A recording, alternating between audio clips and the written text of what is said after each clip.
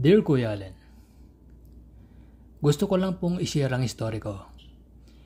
Hindi ito gawang kalye na kwento. Ito po ay base sa naging karanasan ko nung kabataan ko. Malaking bagay na rin na kahit papano, mailabas ko itong kwento na to. Dahil pakiwari ko, makatutulong ito na makalaya ako sa trauma ko. Birthday ko at ng isa ko pang pinsan na babae na si Ate Jen. Napagplanuhan ng tiya at nanay ko na sa birthday ko at ni Ate Jen ay pagsasabayin ng handaan at selebrasyon. Nagsimula ang selebrasyon mga 3:00 ng hapon ng linggo. Kantahan, inuman, at konting palaro para sa mga bata. Naging masaya ang kaganapan sa compound namin. Tipikal na handaang probinsya. Videoke, inuman ng mga tatay, inuman ng mga kuya at pinsan kong kalalakihan na nasa edad 24 at higit pa. Nasa ibang grupo naman ang inuman ng mga nanay, tiyahin at pinsan kong may mga bisita. May mga inimbitahan din akong mga tropa at kaklase. Bandang 6:00 ng hapon, uwian na ng mga kaklase ko at mga tropa ko. Dahil Lunes ng kinaumagahan ay may pasok pa. Hindi naman kami pwedeng mag-inuman noon dahil stricto ang mga magulang namin. Masaya yung pakiramdam ko nung araw na yon. Hindi ko maipaliwanag. Bandang 8:00 ng gabi, medyo heavy na ang inuman. Mga kwentong barbero ng mga tatay at mga tiyuhin ko. Ganon din sa kabilang side sa inumang kababaihan. Mga nagtitilian, tawanan. Pinapatulog na ako noon ng airmat ko dahil may pasok ako kinaumagahan. Ako itong bida-bida. Siyempre, hindi papayag na matulog agad. Kunwari, pumasok ako sa kwarto, pero sumaglit lang at lumabas ng bahay. Pumunta ako sa kubo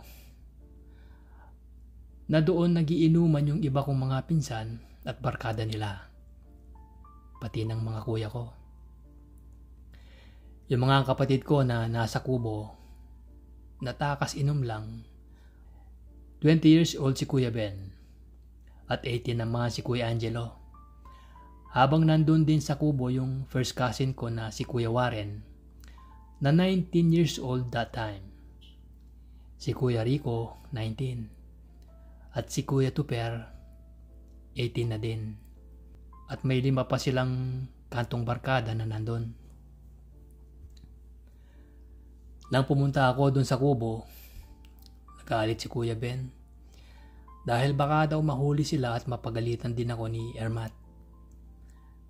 Pero ako itong mapilit eh. Pinayagan din ako na makijoin. Talagang ugali ni Kuya Ben ang magsungit lagi sa akin. Bunsong-bunso talaga ang tingin sa akin eh. Yung inuman din nila, saktong patapos na.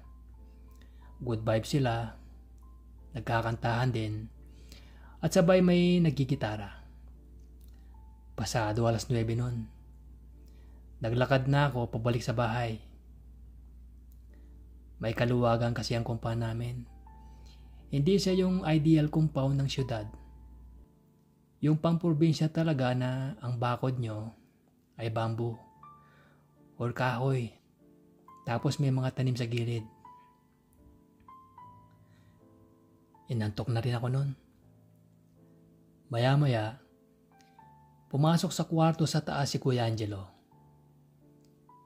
Sabi, idamdam muna siya ng pera sa akin. Bukas na lang daw niya bayaran pag may binigay ang bahon si Ermat. Bili pa daw sila ng lapad. Hindi na ako nakahindi.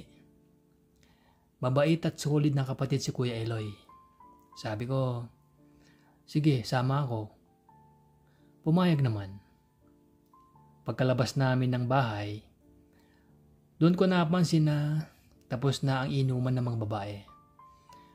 Habang kila tatay at mga tiyuhin, nandun pa, matitibay. Napansin ko sa kubo, pagdating namin pauwi na yung iba. Sumabay yung iba pauwi, palabas ng compound, bumili ng lapad sina Kuya Ben.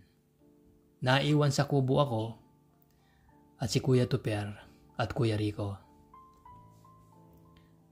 Mga wala silang pang itaas. Saktong pangangatawan. Ang itsura may kagwapuhan. Tinitigan ko nung time na yon ang dibdib ni Kuya Tuper. Maganda ang hubog ng chest niya. Alam ko na sa sarili ko that time na may mali sa akin. Bakit ako na-attract sa mga lalaki? Pero hindi ko tinatanggap o inaamin. Ayoko. Sobrang bara ako ng airpot ko, baka mabugbog lang ako. Napansin niyo ni Kuya Tuper? Umantyaw siya. Ang sabi niya, "Ano, nababakla ka ba sa akin, ha? Bakit, bakla ka na ba?" Habang tumatawa si Kuya Rico at sumabay sa kantyaw. Medyo malamya yung galaw ko noon. Pero mga tropa ko that time is mga lalaki din. Yung mga tipo na mga achiever sa klase. Kaya wag na kayong magduda kung bakit may trigger na ganyang kantyaw. Hindi ako umimik. Bully itong mga pinsan ko eh. Siguro amoy talaga nila na hindi ako talagang tunay na straight. Masama sa loob ko yung ganun joke. Ayoko kasing matawag na bading o bakla o kahit ano pa mang matatantusan yung pilit ko na dinideny sa sarili ko that time. Medyo takot din ako sa kanila eh. Kilala ko kasi sila na nakikipagsapakan sa kanto. Nanlamig ako nang lumapit sa harap ko si Kuya Tuper. Sabi niya, "Sige nga, kung hindi ka bakla, hawakan mo nga to." Sabay turo sa harapan niya. Ang sabi ni Kuya Rico, "Oh, sige, ako hahawakan ko yan." O kita mo, walang problema. Kasi nga lalaki ako. Ang sabi niya, sabay tawanan sila. E ako naman tong si tanga na hindi alam na masyado ang ugali ng kanal ng mga lalaking ito. Ako naman tong humawak. Para lang ba na may mapatunayan na lalaki din ako. Dahil dito, doon na nagsimula lahat.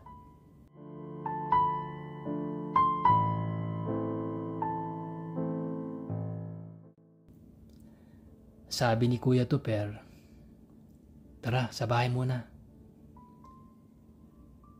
Atin-atin lang to. Walang makakaalam. Sama natin si Rico." Hindi ko alam ang gagawin ko nung time na yon. Lahat naghalo na. Kabaklaan ko, kadramahan sa buhay. Hindi ko alam kung bakit sumama ako that time. Yung bahay nila, sa loob lang din ng compound. Sa bahay nakitulog si mama nila, na si Tita Sally. Dinala ko sa kwarto nila. Magkapatid silang dalawa. Nagtanggal silang dalawa ng pang-ibaba. Ako, nakayoko parang nahihiya. Ayokong tumingin. Tapos, doon na nag-request na isubo ko daw. Ginawa ko naman. Pero naiiyak ako nung time na yon. At natatakot. Sabay sabi ko na uwi na ako. Nung tumayo ako, hinila ako pabalik ni Kuya Tuper at sinuntok sa bandang balikat. Masakit yun. Natatakot na ako nung time na yun. At nangyari na nga ang balak nila.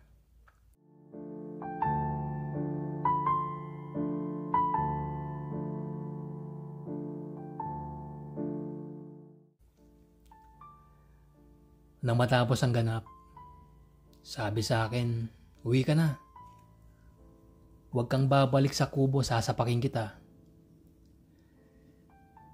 Umuwi na din ako, diretso sa kwarto ko. Sobrang iyak ko noon, nung time na yon. Hindi ko ma-explain. Ang ending, hindi ako nakapasok dahil nilagnat ako ng madaling araw. Buong linggo hindi ako nakapasok. Pinadoktor ako o na-hospital din kasi may napansin si mama na dugo. Ang sabi nga ang bata ko pa daw para magka-almoranas. Wala namang proper check-up nun. Walang laboratory na nangyari. Sabi ng diagnosis ng doktor, almoranas daw. Nagbigay lang ng pain reliever nun at paracetamol. Siguro para sa lagnat. Pero simula nung nangyari yon, ang baba na ng tingin ko sa sarili ko. Nawala ang kumpiyansa ko sa sarili. Nailang na ako sa mga pinsan ko na sumama. Kahit sa mga kapatid ko na mga lalaki. Nagiba ang takbo ng buhay ko noon. Hanggang sa college life, ang corny ng buhay ko. Wala akong masyadong naging kaibigan. Masyado akong nagsara para sa ibang tao. Hanggang sa ngayon, na may trabaho na at 27 na ako ngayon. Ilang taon na din ang lumipas. Mas natutunan ko na tanggapin ang sarili ko ngayon at magpatawad. Kasi simula nung time na yon, wala akong pinagsabihan sa nangyari.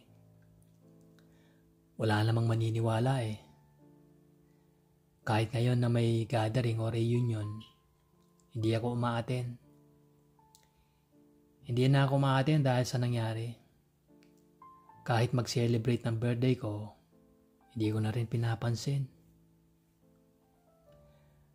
So far, matapos mangyari yun, madalas na yung kantsaw sa akin. Feeling ko lahat ng barkada nila alam. Or pati ng kuya ko. Kaya kahit sa mga kapatid ko, naging off na ako. Casual na lang hanggang sa ngayon na malaki na ako. Minsan din, pag naawi ako ng probinsya, nandun din naman sila. Sa Capitol si Kuya Tuper nagpo-work. Si Warren naman, nasa Japan. Nakapag-abroad. Medyo mayaman na din. May pundar na sa buhay. Dalawa sila na maganda ang naging buhay. May sariling lupa at bahay. May anak at asawa. Maliban kay Warren na may anak lang. Wala nang asawa dahil namatay matapos manganak ng ikalawa nilang supling. Habang ako, nagpapa-apekto sa mga ganap ng buhay. Wala pang napapatunayan sa buhay. Palipat-lipat lang trabaho. Kahit graduate naman, wala man lang naipundar sa edad ko na to. Habang yung dalawa mayaman na. Sana pala, mas maaga kong tinanggap ang pagkatao ko nun. Pero hindi Ang laki ng naging epekto sa akin kahit sabihin pa na, oo, bakla pala talaga ako. Kahit anong tawag pa dyan, attracted din talaga ako sa lalaki. Last time nagsimba ako, sabi ko, last na to. Papalayain ko na ang sarili ko sa kwento na to. Papatawarin ko din yung sarili ko at yung mga taong yun sa lahat ng nangyari. Pero parang gusto ko din gumanti. Aayain ko sila ng inuman. Tapos, harbatin ko sila. Tapos, pag may nangyari sa amin, ibibidyo ko at ipopost ko. Pero iniisip ko lang yon. Joke lang yon. Hanggang ngayon, naisip ko, ano din kaya ang naramdaman nila? Nakonsensya ba sila? Kasi parang nung nakasabay ko sila sa mga nakaraang panahon, parang wala lang sa kanila. Okay na po ako ngayon. Yun lang po ang aking kwento. Maraming salamat.